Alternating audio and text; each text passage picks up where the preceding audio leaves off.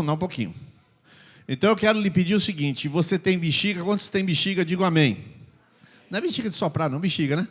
Então, você segure sua bexiga, ou então vá lá agora esvaziá-la na hora que eu começar a ler o versículo, porque eu preciso da sua atenção. Se você tem o costume de dormir, assiste em pé. Não tem problema nenhum assistir em pé. O que não pode, que eu vou falar logo daqui do microfone, é que os irmãos lá atrás ficam conversando. Que Lucas estava pregando domingo aqui, ele teve que falar dos irmãos que estavam conversando. Foi ou não foi? Ele falou e não deu nome, nem eu vou dar nome, é óbvio que eu não vou dar nome. Ninguém tem que ficar dando bronca em adulto. Mas eu quero dizer para quem está que não fique. Pronto, aí só obedece se quiser, né? A Bíblia diz para quem em Jesus e tem gente que não crê. Então a mesma coisa. Para que a gente se concentre, porque essas coisas que eu vou falar aqui, só vou falar dessa vez, e são muito, muito, muito complexas. Eu estudo esse negócio tem mais de 15 anos, quando eu comecei a estudar patrística, e esse tema aqui é o tema mais difícil que eu já preguei. Mas esse tema é profundo e é necessário. Para você ter uma ideia, alguns discípulos da liderança já leram o livro Tranquilidade do Coração, de Anselmo Grum. Alguns lembram. Você lembra desse livro? E eu vou falar sobre isso aqui. É um livro antigo, mas é um livro que trata um tema difícil e é um tema que deveria ser fácil. Porque a profundidade cristã é o óbvio. A profundidade cristã não é uma possibilidade, é uma certeza. Ou a gente é profundo ou nem chega lá. Aquele que perseverar até o fim, esse será salvo. A gente nem começou a perseverar ainda. Para você ter uma ideia da coisa. Então, eu vou ler esse texto primeiro aqui. Queria que a igreja lesse. E a gente vai, depois de ler esse versículo, eu queria agradecer a Manu, que fez esse PowerPoint, que meu computador deu problema. Ela me deu aí que eu faço, ela preparou tudo. Obrigado, Manu. Eu queria que a igreja lesse aqui agora, Lucas 21, 19. 1, 2, 3, já. Vamos orar nesse momento. Fecha os seus olhos. Queria que a gente orasse agora. Querido Deus, querido Deus, querido Deus, Pai de nosso Senhor e Salvador Jesus Cristo, a quem amamos, Espírito, bom Espírito, nosso ajudador, o Senhor está aqui, a gente não pode nem se mover, e eu passei o dia falando contigo, Senhor, nós queremos um agir do Senhor esta noite. Senhor, nós estamos aqui, Senhor, como diz a Tua palavra, como criança desmamada para com sua mãe, tal é minha alma para contigo. Desejosos, Senhor, demais, desejosos de profundidade. Sim, Jesus, já fazemos algumas coisas e não nos gabamos por isto. Já, Senhor, aprendemos muitas coisas. Estamos servindo ao Senhor. Tem muitos que servem com excelência, muitos que servem aqui, Senhor, com dedicação, pregam com dedicação, lideram, discipulam. Mas, Senhor, o Senhor não morreu na cruz só por isto. Nós queremos ver a Tua glória. Nós queremos contemplar o Senhor. Nós queremos mergulhar nas profundidades, que a Tua palavra diz, ó profundidade das riquezas, tanto da sabedoria quanto do conhecimento. Senhor, nós estamos, eu quero te confessar, Senhor, tão distraídos. Senhor, estamos distraídos de fato. O Instagram, a gente dá risada, fica, Senhor, distraído com coisinhas. E a gente tem se perdido tanto, Senhor, de se concentrar em Ti e em Te buscar. Eu te agradeço por aqueles que todo dia fazem o devocional, Senhor. Mas eu quero te pedir que esta noite o Senhor vire uma chave na vida de todos os Teus filhos amados. Senhor, são pessoas que têm integridade, têm amor, têm dedicação, servem ao Senhor. Mas nós queremos mais de Ti, Jesus. Nós queremos mais do Senhor. Solta corações esta noite. Abre mentes aqui nesta noite. Libera, Senhor, compreensões novas sobre a existência, sobre a vida contigo. Senhor, libera entendimentos novos, Pai. Por favor, Pai.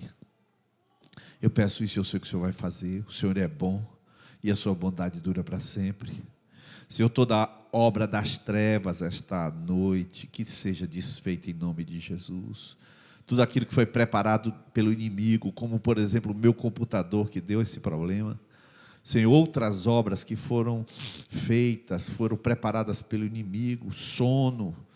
Senhor, que seja o que seja, a internet que também falhou hoje, Senhor, aqui na videira. Senhor, desfaz toda a obra das trevas que nós não estamos sabendo qual é agora. Desfaz agora em nome de Jesus. Nós clamamos o poder do sangue de Jesus para que seja desfeita toda a obra das trevas nos corações, nas resistências espirituais. Senhor, desfaz isso agora no nome de Jesus. Amém e amém. Glória a Deus. Glória a Deus. Que interessante, né, irmãos? Uma batalha para fazer essa ministração, e hoje o meu computador dá um pau. Fiquei trabalhando no notebook, estou com aqui doendo aqui, ficar em cima lá, e a internet da videira pifou. Engraçado, né? Mas a gente não está nem aí, né? Porque o Senhor é por nós, quem será contra nós? Glória a Deus. Queridos, a vida não é um mar de rosas. O caminho é estreito. Jesus não prometeu que quando a gente estivesse com Joade, a gente seria vitorioso e agora não teria mais nenhuma luta. Não prometeu isso em lugar nenhum. Não disse que quando a gente estivesse servindo a Ele de todo o coração, que a gente fosse dizimista, a gente ficava rico. Ele não falou hora nenhuma disso. Ele não disse que quando a gente cresce e obedecesse, não teria problemas, que não teria doenças, o diagnóstico do médico ia cair por terra, ele ia mostrar para a gente, e o Covid ia passar, a gente não ia ter Covid. Ele não prometeu isso, não. Ele disse, no mundo tereis aflições, mas tende o quê? Tende uma boa igreja? Não, tende um bom ânimo. Olha a sua atitude emocional. Cuidado com ela. A sua atitude faz toda a diferença, tenha bom ânimo. Então, há uma promessa de Deus? Sim. Mas há uma realidade de Deus. Deus não fica pintando um mundo de Alice dos Países das Maravilhas para ninguém. Quem apresenta a vida com facilidade e fórmula mágica é um irresponsável. Irmãos, eu vou dizer bem claramente, se alguém estiver oferecendo facilidade, é falso profeta. Pode ser seu cunhado pastor, pode ser seu irmão pastor, é falso profeta, porque a Bíblia, ela claramente, Jesus disse, larga é a porta e espaçoso o caminho que produz a perdição. Então, quando uma pessoa está largando tudo, ela está fazendo o papel do diabo para enganar. E para enganar tem que ser o quê? Bem parecido com o que é verdade. Só que a única diferença, ou a principal diferença, é a dificuldade. Se o Jesus está te dizendo, você vai pagar preços, se as coisas estão sendo difíceis, isso não quer dizer que toda palavra negativa é de Deus. Mas se ele disser que é fácil, que é tranquilo, isso já não é de Deus. Então você tem que entender, a promessa é clara. Há muitos falsos obreiros, muitos falsos mestres. Irmãos, eu postei um vídeo para Jonatas e Alana, um vídeo de um rap. Eu não sei exatamente o nome total do rap, mas é Decanta Labaci, o nome do rap. Irmãos, o cara é pastor e ele fez um rap com língua estranha, rimada. Aí quando você vê um negócio desse, você já não tem mais respeito por Deus, por Espírito Santo, não tem mais respeito por nada. Existe um canal no Instagram de um camarada barbudo que fica assim. Você já viu esse cara? Olhando assim. E aí ele passa os vídeos dos escândalos e ele olha assim. Já viu esse cara? É engraçado. Só engraçado a cara dele. Porque o resto que ele mostra é triste. É tenebroso. Porque muitos falsos obreiros apresentam soluções. Eu vou orar por você, você vai ficar curado. Tudo coisa rápida. E ele esquece que os problemas que cada um vive são problemas da natureza humana. Você carrega você. Se você não carregasse você, se você carregasse uma Bíblia só, e a Bíblia resolvesse seus problemas, não teria problema nenhum. Mas você carrega você. E o problema seu é você. O problema meu sou eu. Então existe essa dinâmica. E 1 Pedro diz o quê? Vamos lá, 1 Pedro 1, verso 15. 1, 2, 3 já?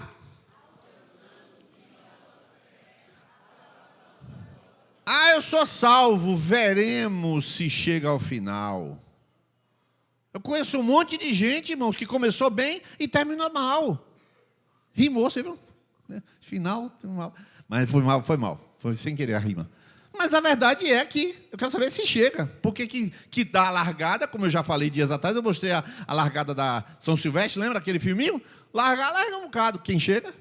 Porque alcançando o fim da vossa fé, e não é a salvação do vosso espírito. Por quê? Porque o problema está na alma, na psique. O problema está em você, nas suas emoções, na sua mente e na sua vontade. O problema está aí. O próprio Jesus disse a mesma coisa: quem perseverar até o fim será salvo. Isso na versão de Mateus. Quando você olha a história da espiritualidade cristã, você percebe o quê? Que de imediato houve a diferença absurda entre a espiritualidade do Antigo e do Novo Testamento. A espiritualidade da igreja começa assim: Jesus vem, ele realiza todas aquelas coisas, passa como se fosse um furacão, mas ele é o cara. Os discípulos dele nem expulsar o demônio não conseguiam, né? E aí você tem uma discrepância muito grande, mas Jesus fala assim: vocês fiquem em Jerusalém, até que do alto sejam revestidos de poder. Os caras ficam lá, os 500 pessoas aproximadamente ficam, 380 vão embora, 120 estão lá, os 120 são cheios do Espírito, primeira pregação, 5.000 se converte. Então alguma coisa começa a acontecer, quando chega em Atos capítulo 6, aí precisa eleger diáconos. O que Pedro diz? Olha o seguinte: escolham vocês homens para que cuidem a mesa, nós, porém, vamos perseverar na oração e na palavra. A espiritualidade agora dos apóstolos é: eu vou continuar preservando a unção que eu recebi, eu não vou perder. Então eles começam a lidar com a espiritualidade com um senso de temor muito grande. Paulo fala assim que eu era fariseu, de fariseu, ao oitavo dia circuncidado, mas tudo que eu tinha, eu considerei como esterco. Então ele tem uma espiritualidade para quê? Para ganhar Cristo. Só que isso foi perdido. E agora você vai ver um vídeo de 1 minuto e 50, pode apagar as luzes, onde um historiador, não um pastor pregador, um historiador conta a história em 1 minuto do que aconteceu com a igreja no século III. Pode soltar.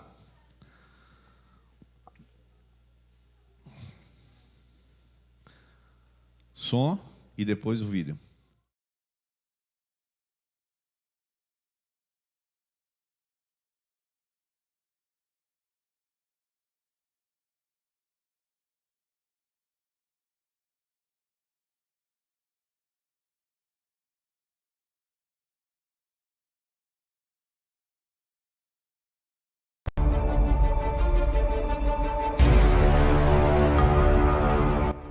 Nem todos os cristãos receberam da mesma forma as mudanças que houve na igreja depois da paz de Constantino.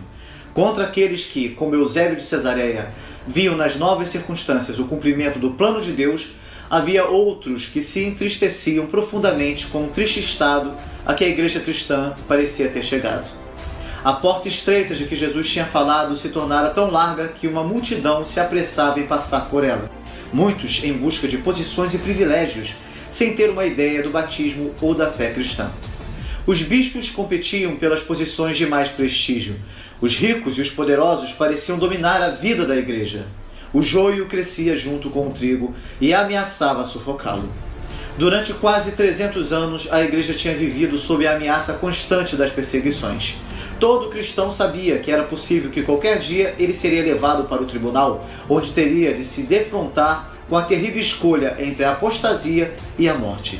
Durante os extensos períodos de paz que houve entre os séculos II e III, alguns se esqueceram disto e, quando a perseguição recrudesceu, não puderam lhe resistir. Isto, por sua vez, convenceu outros de que a segurança e a vida acomodada eram o principal perigo que os ameaçava e que este era muito real durante os períodos de relativa calma. Agora, com a paz da igreja aparentemente assegurada, muitos destes consideravam esta paz uma nova artimanha do maligno. Como então pode-se ser cristão nestas circunstâncias? Quando a igreja se une aos poderes do mundo, quando o luxo e as ostentações se apossam dos altares cristãos, quando toda a sociedade parece dizer que o caminho estreito se transformou em uma larga avenida, como resistir às enormes tentações do momento? Como testemunhar do crucificado, daquele que não tinha nem onde repousar a cabeça, quando os líderes da igreja têm mansões luxuosas e quando o sangrento testemunho do martírio já não é possível? Como vencer o maligno que constantemente nos tenta com as novas honras que a sociedade nos oferece? A resposta de muitos não se fez esperar. Fugir da sociedade. Para perceber que isso é muito parecido com os dias que nós temos. A igreja, nos tempos do Edito de Milão, no 313, no ano 313, decreto proibindo definitivamente a perseguição. Logo a seguir vem o concílio de Nicéia, 323, 10 anos depois. E nesse período já não tinha perseguição, a perseguição já era tópica. E o que acontece? A igreja se corrompe, mas ela não se corrompe para dizer, ela se tornou católica. Não precisa você falar esse tipo de afirmação, porque eu fiz todo tipo de pesquisa, fui em biblioteca de tudo que foi lugar, e eu não confirmei essa informação de que a igreja se tornou católica em 323. Não confirmei. Isso é um chute evangélico, de preferência místico. Mas se tornando católico ou não, porque católica é a palavra que significa universal. A igreja se corrompeu espiritualmente. E a evangélica também se corrompe espiritualmente. Então tem nada a ver de botar rótulo de católico nem de evangélico. A igreja se corrompeu. E uma vez que a igreja se corrompeu, as tentações aumentam. Tentação do poder, tentação da riqueza, tentação de tudo que é tipo, sem contar, que você não esqueça disso, que ao lado de um templo cristão existia o templo de Netuno, ou o templo de Afrodite, e ali naquele templo de Afrodite tem um monte de homem, um monte de mulher, que o objetivo deles é a pessoa chega ali e faz sexo em público, e pega o dinheiro que ela ia pagar para a prostituta ou prostituto e bota no gasofilaço daquele templo. Então, o sexo era visível, claramente visível a todo mundo. Ninguém tinha esse negócio de ver pornografia era ao vivo. Então, a tentação não era uma tentação simples, era uma tentação pesada. Então, as pessoas ficavam, eu entro para dentro da igreja, a igreja está corrompida, eu saio lá de fora, o pecado faz o quê? Eles, caíram fora para os desertos, para salvar pelo menos a sua própria alma. Isto que eles fizeram era por conta das tentações. E eu vou falar sobre o tema tentação, a partir desta fuga desses irmãos, que fugindo da igreja de então, totalmente corrompida, eles fugiam do mundo, mas fugiam da igreja também. Fugiam da igreja também. Então, a tentação é um tema muito recorrente no Novo Testamento, diferente do Antigo. Qual era a tentação para um cristão judeu? Não existia cristão judeu? Qual era a tentação para um judeu? Não era cristão. Judeu, qual era a tentação do judeu? Não obedecer ao mandamento de Moisés, só isso. Só isso. Ele não tinha outra tentação, a tentação é não obedecer. A tentação de um cristão é completamente diferente. Eu queria que a gente lesse 1 Coríntios 10, verso de número 13, versículo conhecidíssimo, 1, 2, 3.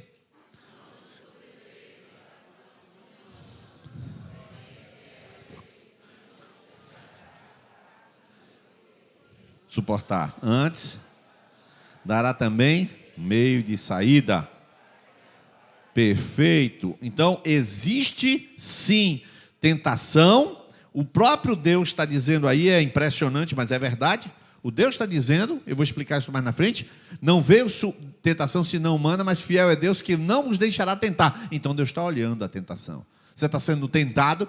O que é tentação? Depois eu vou explicar em outras macros. Tentação e provação é a mesma coisa no grego. Perasmos é uma palavra que fala de pressão. Quem é colocado sobre pressão está na tentação. Quem é colocado sob pressão está na provação. Então depois eu explico isso direitinho. Então nessa tentação Deus está olhando. E Deus, junto com a prova, junto com a pressão, já dá o escape. Onde é que você vai encontrar? Fugindo? Não, ele dá junto com a tentação. Esse foi o erro dos monges. Mas eu vou explicar direitinho o que isso significou. Lendo Lucas 4. Todo mundo vai abrir sua Bíblia ou ver na tela. 4, de 1 a 13. A tentação de Jesus. Você vai ver essa tentação de que a gente precisa ver. Se vocês não quiserem abrir, eu posso ler aqui Lucas 4. Versos 1 a 13. Jesus, cheio do Espírito Santo, voltou do Jordão e foi levado pelo Espírito ao deserto, onde durante 40 dias foi tentado pelo diabo. Não comeu nada durante esses dias, e ao fim deles teve fome, e o diabo lhe disse: se és o Filho de Deus, manda esta pedra transformar-se em pão. Jesus respondeu: está escrito, nem só de pão viverá o homem. O diabo levou a um lugar alto, e mostrou no relance todos os reinos do mundo, e lhe disse: eu te darei toda a autoridade sobre eles, e todo o seu esplendor, porque me foram dados. Posso dá-la a quem eu quiser, então se me adorares, tudo será teu. Jesus respondeu: está escrito, adore o Senhor, o seu Deus, e só a Ele preste culto. O diabo levou a Jerusalém, colocou-o na parte mais alta do templo e lhe disse: se tu és, ou se és o Filho de Deus, joga-te daqui para baixo, porque está escrito: ele dará ordens aos seus anjos a seu respeito, para o guardarem com as mãos, eles o segurarão para que você não tropece em alguma pedra. Jesus respondeu: dito está, não ponha à prova o seu Deus. Verso 13: tendo terminado todas essas tentações, o diabo o deixou até ocasião oportuna. As perguntas que eu fiz a ele: foi levado por quem ao deserto? Quem foi que levou ele? O Espírito Santo. Não foi o próprio diabo. O Espírito Santo levou para ser tentado. Como assim? Lição número 1 desta série que nós estamos falando. O Espírito Santo vai levar você para provações, diante de situações que você não gostaria. Quem vai te levar? Quem é que vai te levar? Diz o nome dele? Não é Satanás, é o Espírito Santo. Porque ele precisa colocar você à prova, precisa testar o que ele está te dando. Quantas reuniões de casais você está participando? Legal, vamos testar. É simples assim. Você está ouvindo, está pregando, está recebendo, está sendo ministrado. Vamos testar os fundamentos. Sopra o vento. E a Bíblia diz que aquele que não caiu foi o que praticava, porque o vento vem sobre todos. Mas quem envia o vento? O Senhor. O Espírito Santo levou Jesus. Ele foi levado para quê? Não, ele foi levado porque ele não tinha o que fazer. Ele foi levado para quê? Para que ele foi levado? Para ser tentado. Tinha um objetivo, era ser tentado mesmo. Ele foi levado pelo Espírito e com o objetivo de ser provado. Porque quem não é provado, não é aprovado. Pode ser bem-provado, mas aprovado não é. Aprovado só quem é aprovado.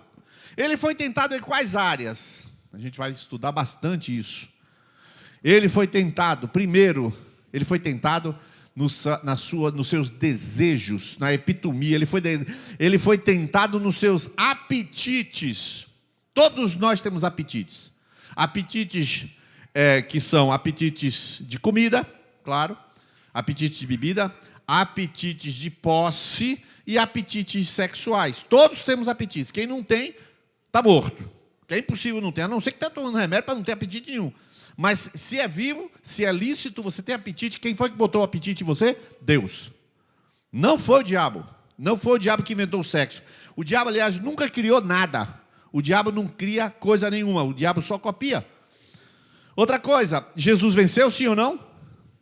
Ele venceu o primeiro apetite, a luta pelo apetite. Depois ele venceu uma luta na sua mente. Está escrito, lança-te daqui. Porque está escrito, aos seus anjos dará ordem a seu respeito. Então colocou uma ideia teológica na cabeça de Jesus. Jesus falou, você sacou na esquerda? Na esquerda vai receber, porque está escrito aos seus anjos, não tentarás o Senhor teu Deus. Ele devolveu a cortada. Ou seja, veio uma palavrinha, está escrito, está autorizado. A mente dele podia ser fraquejado, mas ele resistiu. E depois ele resistiu a um outro tipo de tentação, que é a tentação da vaidade. Olha aqui, tudo teu. Todo mundo vai te aplaudir. Aquela tentação do ego. Essa tentação específica do nous. Ele fica assim, encantado. E essa tentação do encantamento, Jesus disse, de jeito nenhum, só o Senhor teu Deus adorarás, só Ele servirás. Ele enfrentou com a palavra, ele venceu. Por quanto tempo Jesus ficou livre dessa tentação? Pode me ajudar? Até outra ocasião que a tentação voltou. Ou seja, não existirá trégua para você. Por isso que eu já disse aqui que o cristão se converte, surge a carne. Perdão, o homem ou a mulher se convertem, surge a carne. Como assim? Lá em casa tem bastante carne no freezer. Não, estou falando a natureza carnal. Surge a sua natureza carnal depois da conversão. Antes da conversão não tem carnalidade nenhuma. Seu colega de trabalho que é ímpio não tem carne, ele está morto. Ele não tem carne, ele está morto. Quando se converte, começa a luta da carne contra o espírito. O espírito quer levar para lá, e aí a natureza... E ele fica, meu Deus, eu estava sentindo um negócio assim, era tão fácil eu pegar uma mulher fazendo não sei o quê. Agora eu vejo uma coisa assim, já fica um negócio dentro do meu coração, o Espírito Santo. Sua natureza puxa para um lado, o Espírito Santo puxa para outro. Vamos ver a quem você vai ouvir. Esta é a natureza da própria tentação. Jesus foi tentado igualzinho, pode passar aqui, obrigado, eu mesmo passar. Jesus foi tentado igualzinho, está escrito em 1 João, capítulo 2, verso 15 a 17. Os irmãos conseguem ler na tela? É possível ler? Maravilha. Então, da próxima vez que eu for fazer o PowerPoint, vou deixar de tirar aquela letra cavala que fica horrorosa, né? Vou diminuir para ficar mais bonito. Obrigado, meu novo. Bem mais bonito aí. Vamos ler o texto, verso 15, 16 e 17? O 15.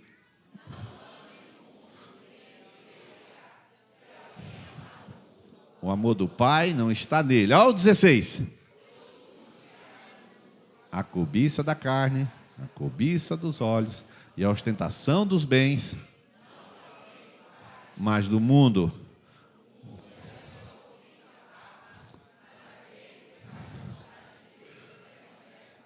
Então eu começo a entrar agora para dizer, você vê de novo 3 tentações. Jesus foi tentado em 3 coisas, depois aparecem 3 tentações de novo. Existem 3 áreas na vida de cada um de nós. Eu vou falar isso agora. Então, o que você começa a perceber? Que nessas tentações, a gente pode ser tentado pelo diabo diretamente. A gente pode ser tentado por pensamentos que virão de qualquer lugar. São ideias. E você pode ser tentado pela sua natureza. Você não pode ser tentado por um cavalo, você não pode ser tentado por uma cadeira, você não pode ser tentado pelo smartphone. Você só pode ser tentado por ideias, pelo Satanás e pela sua própria natureza. São as 3 áreas que você é tentado. Então repete comigo: ideias, Satanás, sua natureza. Ideias, Satanás e a sua natureza. Então diga para a pessoa do seu lado aí, você só pode ser tentado em 3 áreas, para fixar. Ideias, Satanás. Eu ouvi aqui alguém dizendo, está amarrado. Não adianta amarrar. Você não consegue amarrar, é bicho demais solto por aí. Você sabe quantos vírus você tem no corpo? Você sabe quantos vírus você tem no corpo? De 10 a 20 vírus você tem no corpo e não tem problema nenhum. São vírus que interagem com você, você está tudo certo com esses vírus. Aí surge um influenza, aí surge um outro vírus maluco, você não aguenta, mas você tem uns 20 vírus aí, de 10 a 20 vírus que está tudo certo com você, você convive com eles. Os demônios têm uma montanha de demônios, milhares e milhares de demônios, e nem por isso você tem medo de ir para casa. Porque a tentação dele não significa que você vai cair e nem significa que ele tem poder. Então eu vou resumir algumas coisas. Primeira coisa que eu resumi aqui, a vida cristã é vida de enfrentamento. Você vai enfrentar o diabo, rapaz, de um modo geral é o que menos você enfrenta. De modo geral é o que menos você enfrenta, o diabo. Porque ele está bem escondidinho. Ele vai usar os outros. Segundo, o próprio Deus sabe que seremos tão tentados quanto Jesus foi. Terceiro, você pode ler para mim a terceira frase? Ele conhece, a Bíblia diz, ele conhece a nossa estrutura, lembra que somos pó. Porque se ele esquecer que a gente é pó, ele mata a gente. Então ele tem que ficar lembrando que a gente é pó. Quarta coisa, o próprio Deus entra conosco nas tentações e provações. E quinta coisa, você pode ler a última frase? Então, você já sabe, não tem solução. Você vai ser tentado ou por ideias, ou pelo próprio capeta, capiroto, se você quiser chamar, ou você vai ser tentado pela sua natureza. Não tem jeito. Agora, por que nós somos tentados? É o que a Bíblia diz, não vou fazer exegese desse texto, porque eu vou falar muito sobre isso. A exegese não precisa ser feita. Eu vou começar a ler o texto, quando eu chegar no verso 14, aí você lê junto, tá? O texto diz assim, feliz é o homem que persevera na provação, porque depois de aprovado receberá a coroa da vida que Deus prometeu aos que o amam. Quando alguém for tentado, jamais deverá dizer estou sendo tentado por Deus, pois Deus não pode ser tentado pelo mal e a ninguém tenta. Agora a igreja.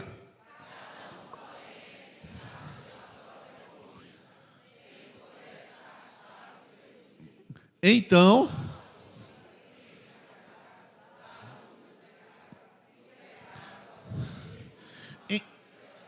então você já sabe que se você não tivesse essa tal cobiça, que é a sua natureza, Satanás ia perder tempo com você e os pensamentos não iam afetar em nada.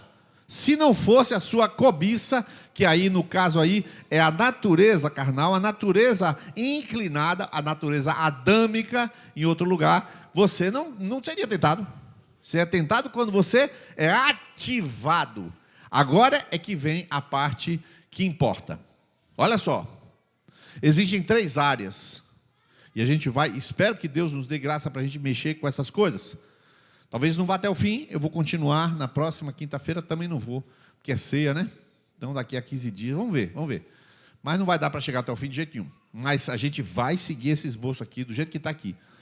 Primeiro, a parte dos desejos, que a palavra grega é epitumia, né? Na hora que você traduz, faz a transliteração. Só que é o seguinte, você já deve ter falado no timo, né?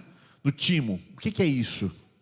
É aquela pulsão de desejo, que antigamente era chamada de timo. Por isso a raiz é epitumia, né? Esse desejo, todos temos desejos. Todos temos emoções, epitumia e timos. Então é epitimos e timos. E espírito, ali está o acento ali, que é nous. Essas 3 áreas são as áreas que todos nós, agora vem, nós temos nossas debilidades. E eu vou te explicar aqui agora o que é isso. Todos nós somos descendentes de Adão, estamos manchados no desejo, na emoção e no espírito.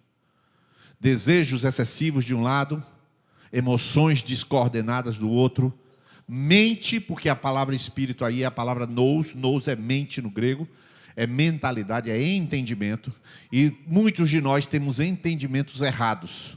Para não dizer muitos de nós, todos nós, incluindo eu, todos somos deformados em parte, se é grande parte ou não, não sei. Consequência do pecado, consequência da natureza adâmica, mas também consequência de 2 outras coisas, da sua criação, da sua história, ou consequência de alguma coisa orgânica. Com quem Caim se casou? Com quem Sete se casou? Com a sua irmã. Teve algum problema de achar uma degeneração? Não teve problema de degeneração. Mas quando chega na lei de Moisés, 2000 anos depois, o que acontece 3000 anos depois? Fica proibido o casamento entre irmãos e irmãs. Por que motivo? Pelo motivo óbvio, casamento consanguíneo da degeneração dos cromossomos. Mas durante um tempo houve. E também, mesmo assim, casamento de primo, tal, houve muita degeneração e muitas coisas foram entrando em degeneração e deformidade dos próprios cromossomos. É tanto que hoje você vê muito mais doenças, muito mais fraqueza. Muito mais fraqueza, as pessoas estão mais fracas. Um vírusinho chega e derruba uns 30% da igreja. Por que isso? Por que isso? Não, o vírus está mais forte ou você está mais fraco. Existem degenerações sucessivas, geração após geração. Então o que acontece? Seja da parte do DNA, que você pode muito bem vir de um pai que tenha, por exemplo, uma história familiar de determinado tipo. Ou então, preste atenção, uma pessoa sofreu abuso sexual. Preste atenção, pode ser outra coisa. Sofreu um abuso, sofreu um trauma grave na sua infância. Jesus pode curar o que curar. Mas a memória do trauma está lá. Ah, mas Jesus apaga a memória do trauma. Lobotomia foi proibida em 1949, irmão. Eu estava lendo que a lobotomia... Você sabe o que é lobotomia? Lobotomia é o seguinte: pegava o camarada doente mental, botava deitado, pegava uma agulhazinha fininha, abria a boca do sujeito e enfiava por dentro do palato e separava um lóbulo do outro lóbulo para curar a doença mental. E ele dizia assim, o médico que inventou dizia o seguinte: é mais fácil curar a doença mental do que arrancar dente. O cara ganhou o prêmio Nobel de 1937 e em 1949 foi proibido a lobotomia. Eu acho que o cara fez essa técnica só para ganhar o prêmio Nobel e matar um bocado de gente. E mataram muitas pessoas, fizeram experimentos com doenças mentais na lobotomia. Então, se você fizesse uma lobotomia, tudo bem, você esquece o trauma. Mas foi proibido. Eu acho que também você não ia querer, né? Acho que não, né? Ninguém vai querer. Não tem como apagar a memória. O que significa dizer que tem uma marca em você, mesmo que Jesus cure, a marca está aí. Então tem várias marcas que aconteceram ao longo do tempo. Você conhece a história de Lucas? Lucas já contou, ele fez a cirurgia, o médico fala para ele o quê? Assim, doutor, eu vou morrer? Estamos fazendo de tudo para não. Aí ele se despede de Jesus, de todo mundo, não é de Jesus não, da Simé que não estava nem na hora. Oh, Jesus, eu agradeço pela Simé, e ficou vivo. Irmão, Jesus, ele pode contar o testemunho milhares de vezes, mas ele vai lembrar do médico, todo ensopado com o sangue dele, não vai esquecer nunca. Então, tem várias partes da sua história que a memória não vai ser apagada. Então, aconteceu o quê? Alguma coisa. Você não pode evitar ser quem você foi. Você não pode evitar que aconteça o que aconteceu. Você não pode impedir de acontecer o que você... Não tem como. Então, a nossa história, ela já vem manchada desde Adão. Já vem manchada quando a gente está aqui sentado. Você, Jesus é maravilhoso, maravilhoso. Porque se salvou, porque está tudo estragado. Não está tudo estragado. Eu concordo que não está tudo. Parou aqui. Mas aqui a gente vai começar a trabalhar com 3 tipos de pulsão. Essa primeira, o desejo. Cadê? A gastrimagia. Porque eu queria colocar ali sobre a gastrimagia. Considere que a gastrimagia está em amarelo, tá? A gastrimagia. Então nós vamos trabalhar agora, hoje à noite. Eu acho que só vai dar para pegar isso aqui. A primeira série de marcas são as marcas do apetite. Do apetite das pulsões por comida, por sexo e por posses. Veja só. Eu não vou dar muitos exemplos. Eu vou dar alguns exemplos, mas não vou dar muitos exemplos para não ficar muito demorado. Mas o que é a gastrimagia?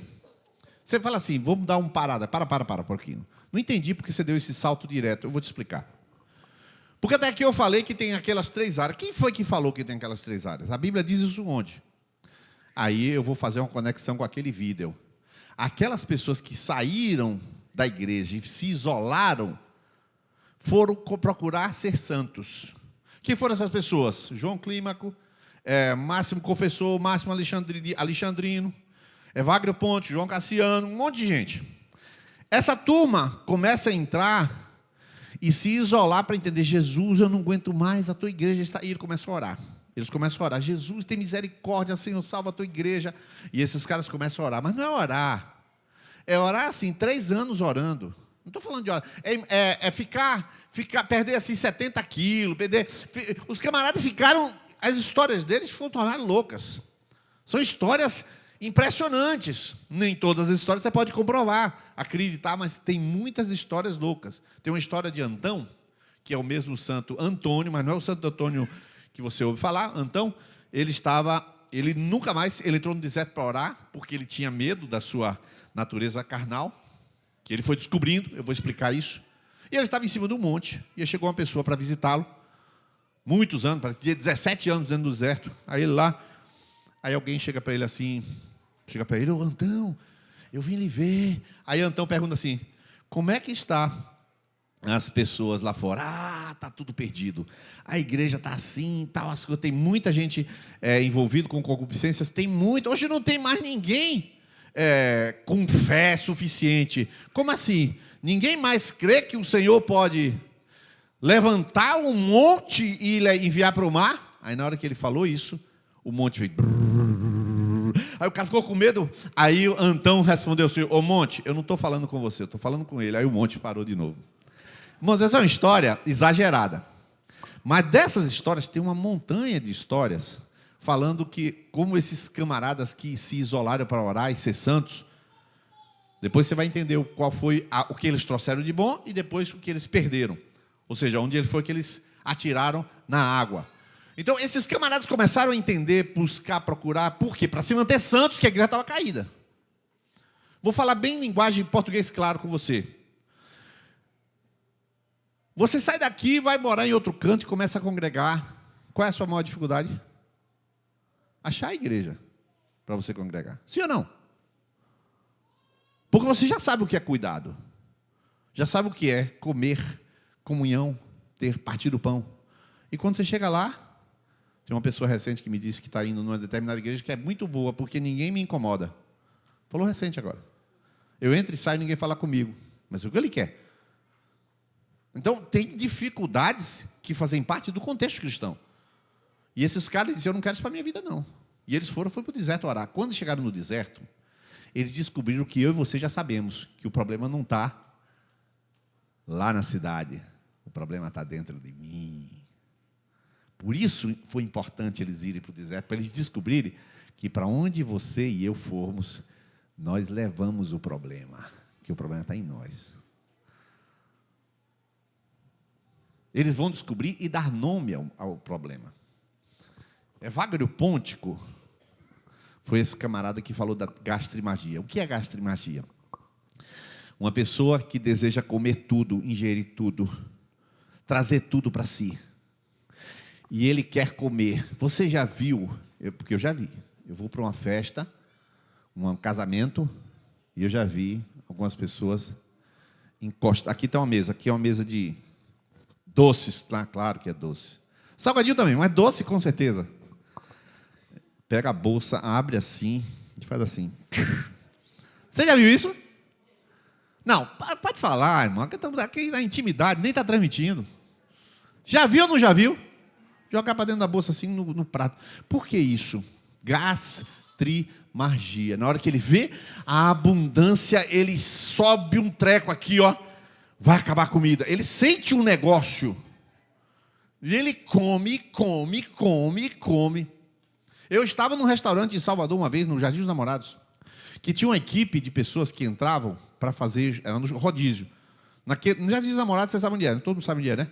Lá naquela esquina do Jardim dos Namorados tinha uma churrascaria, eu estava ali. E tinha uma equipe comendo. A equipe, sabe o que fazia? Comia, ia no vaso sanitário, vomitava, voltava para lá, comia, vomitava. E o que é isso? Gastrimagia. Mas a gastrimagia não é só comida e bebida. Vê um livro, compra, vê outro livro, compra, vê uma roupa, compra, vê outro livro, compra. E você se enche de tudo que é coisa, porque você quer pegar tudo. Tomara que eu não derrube a água, pelo amor de Jesus. O Senhor me revelou agora, glória ao teu, obrigado, Espírito Santo. O sujeito quer pegar tudo, ele reter tudo. Por quê? Tire suas próprias conclusões, muito simples, não teve nada na infância. O pai sempre disse, não tem comida, não tem isso, não tem aquilo. Vai crescendo com aquela marca, quando chega lá na frente, viu, ele vai engolindo tudo, retém tudo. E as posses? A pessoa quer ter, e vai comprando, e vai tendo e comprando. É porque a maioria dos... Eu tenho que procurar exemplos que não são daqui da videira, são de fora, claro, né? Porque eu discipulo vocês, não vou dar exemplo daqui. Mas tem muitas coisas que a pessoa vai retendo, crescendo, tendo carro, e vai retendo.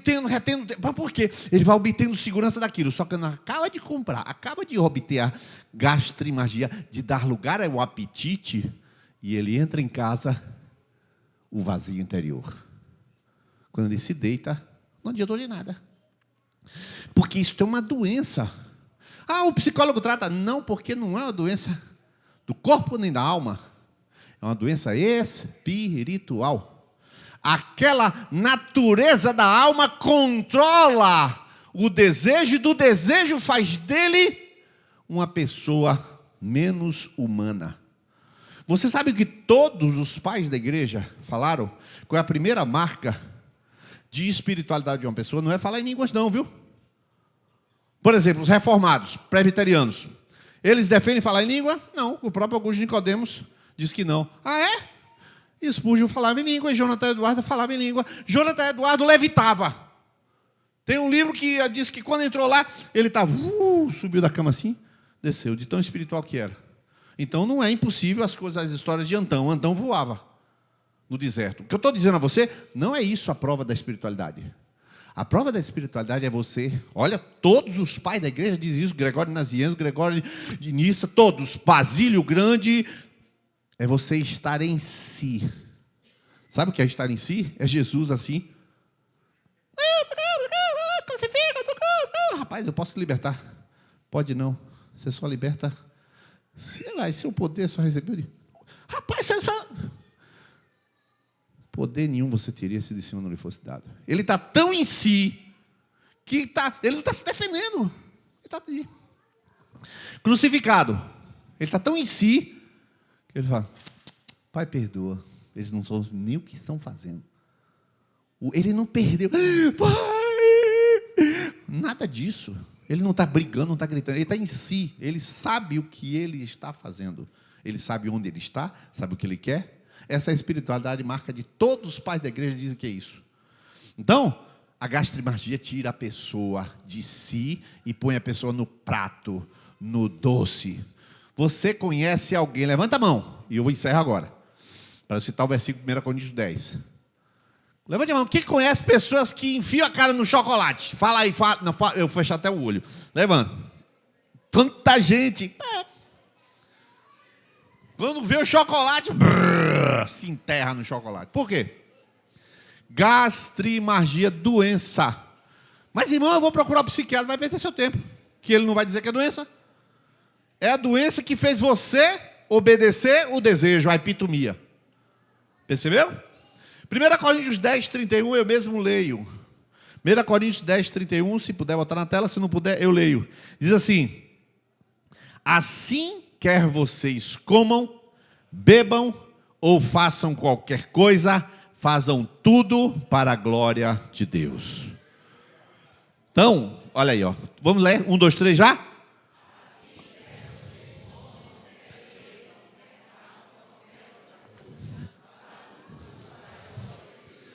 Pronto, então você já sabe que existe a doença, mas existe a cura. Existe o medicamento. Mas vamos lá. Continua o texto, e é o último, não vou falar mais nenhum, só vou falar na filargíria. Pode voltar. A avareza. A gastrimagia, agora é a avareza. Meu irmão, essa avareza, o desejo, deixa eu ver. Aí. A avareza, que é da categoria da epitomia, dos desejos. O ter da segurança. O perder é quase perder a si mesmo. Presta atenção. A gastrimagia é pegar tudo. Tinha um discípulo, não vou dizer o nome, que ele comprava tudo que via pela frente, depois não pagava. Mas então ele é mau caráter? Não, ele é doente. E quando eu mandei ler esse livro, ele falou, você tem gastrimagia. Como é que cura a gastrimagia? Você tem que comprar para a glória de Deus. Voltando ao ponto anterior. Esse livro, se você comprar, você vai pagar? Não. Se você não pagar, você vai dar um mau testemunho, então não compre o livro. Então é fazer as coisas para a glória de Deus. Comer um chocolate para a glória de Deus. Quer comais, quer bebais, quer façais, qualquer outra coisa. Só para a glória de Deus. Senão não cura a gastrimagia. Mas o ter, a posse, que dá segurança, irmão, quando uma pessoa é tomada pela avareza. O que é a avareza? A avareza é o camarada que não contribui. Não, senhor. A avareza é a pessoa que não dá. Não, senhor. É a pessoa apegada àquilo que é material. Ela dá o que ela quer dar. Ela contribui o que ela quer contribuir, mas ela está apegada àquilo. Por exemplo, nós tínhamos um discípulo, não vou dizer o nome, que ofertava, dizimava e depois vinha em cima saber sobre o uso do dinheiro. Não, eu quero saber se aplicou. Não, eu quero saber. Me prove que aplicou. Não entendi. Como é que eu sei que você deu? Não, mas eu dei. Eu quero saber como. Então, ele dava o dinheiro, mas o dinheiro continuava sendo dele. A Bíblia diz, os administradores, como diz a palavra, lá em 1 Pedro 4, 3, ele está administrando, mas o camarada, ele entra e quer saber se, não, então quero o dinheiro de volta. Chegou a pedir dinheiro de volta. Por que isso? Porque ele está preso àquilo, então tu não quer o seu dízimo, não, rapaz, fica lá. Não quero. Não, mas eu vou dar, eu não quero. Aí, liberta o cara, mas ele fica com aquela raiva. Mas acontece o que com ele? Eu descobri, eu tirei a roupa dele, deixei ele nu. Ele sabe que ele é aprisionado. Então ele fica preso.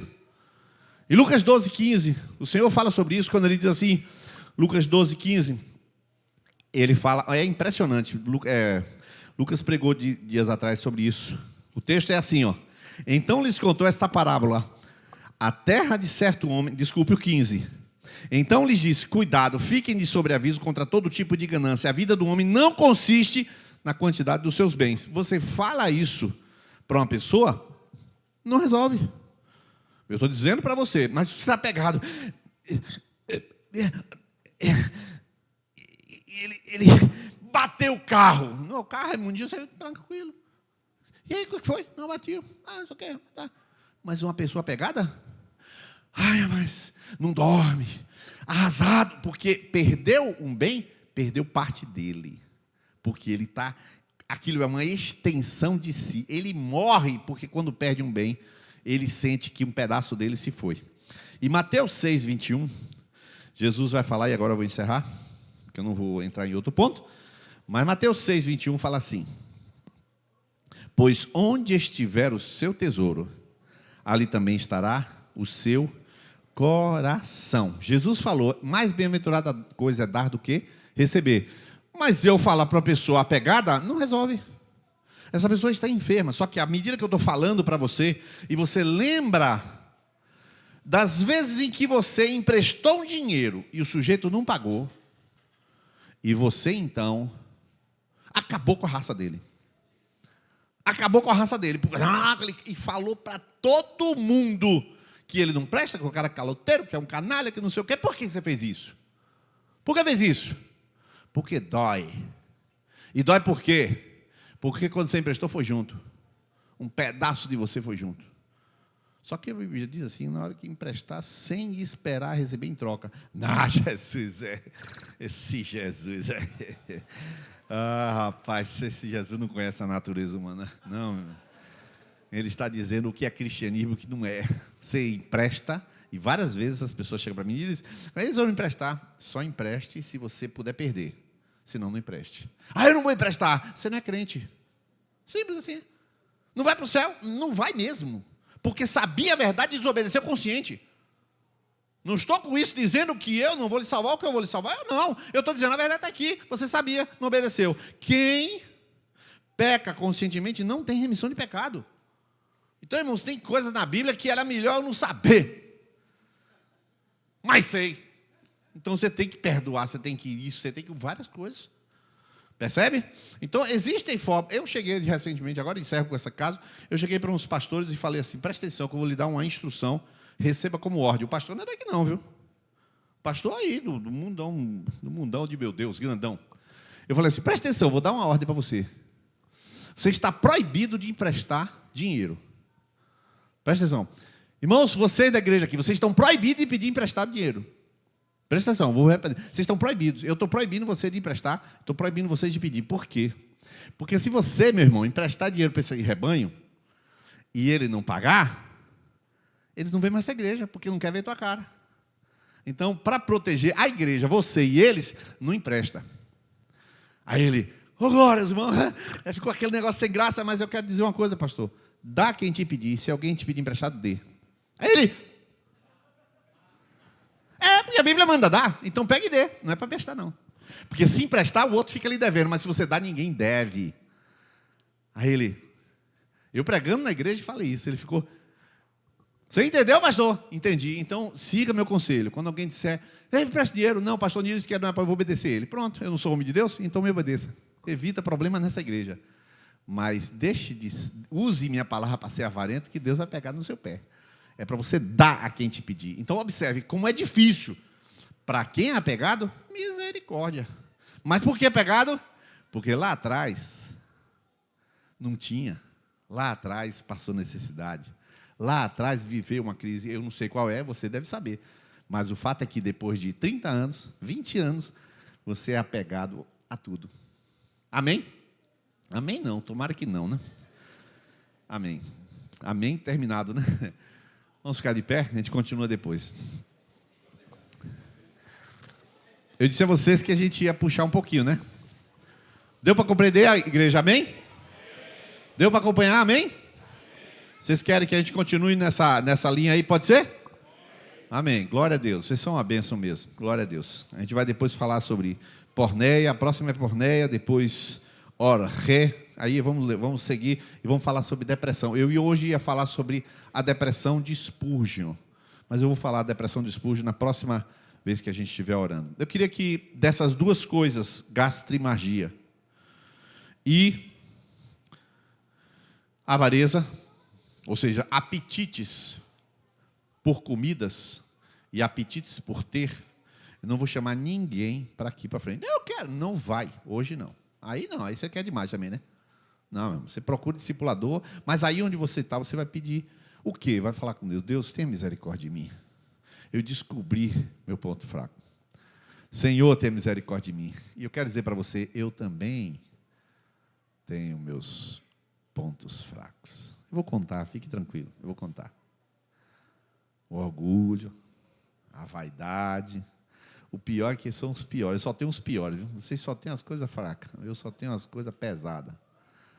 É assim que comigo, é terrível.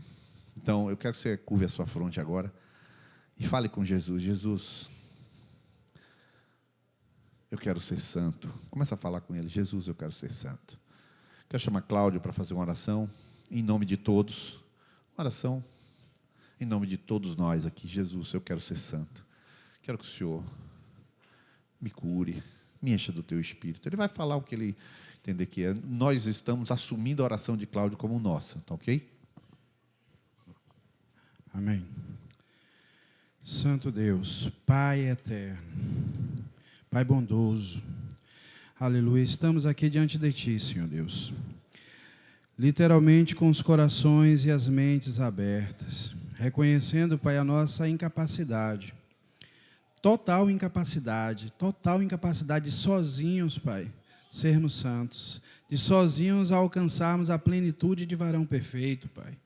Ah, Senhor, mas Tu nos escolheu. Tu nos escolheu quando éramos pecadores e somos pecadores. Aleluia, e nós cremos no privilégio de sermos chamados Teus filhos. E nós cremos que Tu começou uma boa obra em cada um de nós. E nós cremos que Tu vais completar essa obra, Pai. O que nós pedimos, Pai, encarecidamente, Senhor Deus, nos usa para a honra e glória do Teu nome, no dia que se chama hoje, Pai. Nós não almejamos o céu tão somente, nós almejamos agradar-Te. Aleluia, e a santificação, Pai, uma vida santa, uma vida piedosa, Pai, é uma vida que Te agrada, Senhor Deus.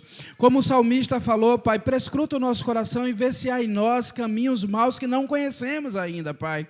E nos ajuda, Senhor Deus, a caminhar o caminho da santificação plena diante de Ti, Senhor Deus.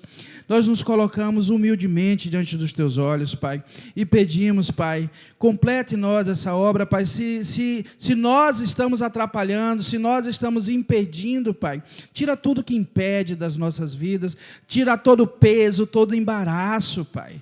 Todo o peso, todo o embaraço que fique para trás, para que a gente possa correr a carreira, Senhor Deus. Aleluia, e agradar-Te aqui na terra. Até o dia, Senhor, de Cristo na vida de cada um de nós. Em nome de Jesus. Amém, amém e amém. Glória a Deus. Deus abençoe os amados. Mais uma salva de palmas para Yasmin, Siloé, Jaque e Yuri aí. Glória a Deus. Deus abençoe até domingo.